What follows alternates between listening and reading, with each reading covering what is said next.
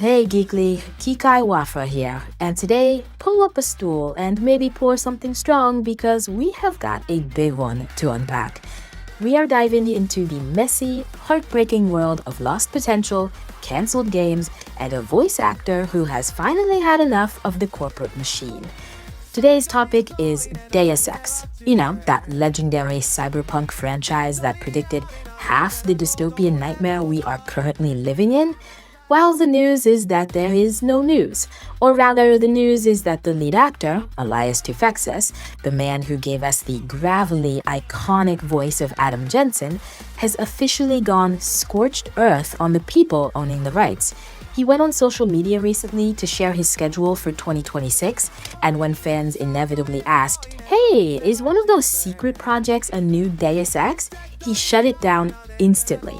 He literally said, quote, "No Deus Ex because the people in charge are psychopaths," end quote. Now, before we grab our pitchforks, let's take a breath and look at the reality here. Let's play devil's advocate for the suits in the boardroom for exactly 1 minute. The gaming industry is bleeding right now. We all know it. Studios are closing, budgets are ballooning out of control, and Deus Ex is not exactly Call of Duty. It's an immersive sim, which is fancy talk for expensive to make and hard to market to a mass audience.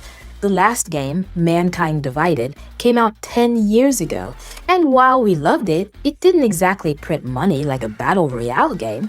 So from a purely cold, calculated business perspective, you could argue that the owners, first Square Enix and now the Embracer Group, are just trying to keep the lights on. They are looking at spreadsheets, seeing that single-player stealth RPGs are risky, and deciding to put their money elsewhere. It's not personal, right? It's just business. Maybe they're just terrified of another flop. But it's when I started looking at the timeline of how this franchise has been treated that the business decision defense starts to crumble, and Toufexis' comment about psychopaths starts to feel less like an insult and more like an accurate diagnosis. Because this isn't just about a company being cautious, it's about a decade of gross mismanagement and treating creative talent like disposable batteries. Let's look at the facts.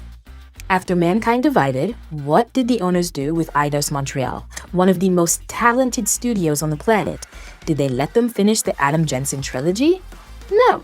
They forced them to make that live service Marvel's Avengers game, which was a catastrophic failure that nobody wanted.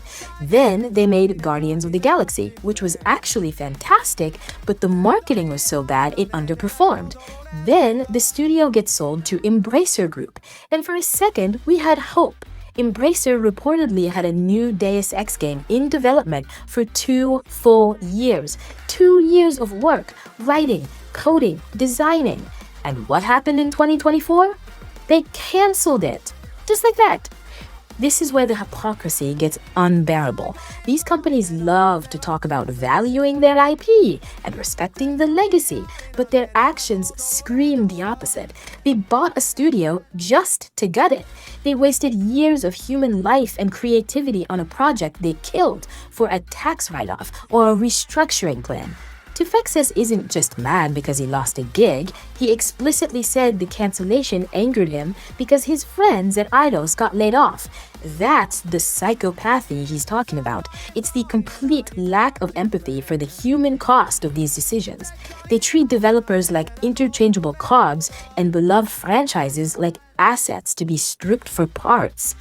And just to add salt to the wound, look at the only Deus Ex content we were supposed to get, a remaster of the original game by Aspyr.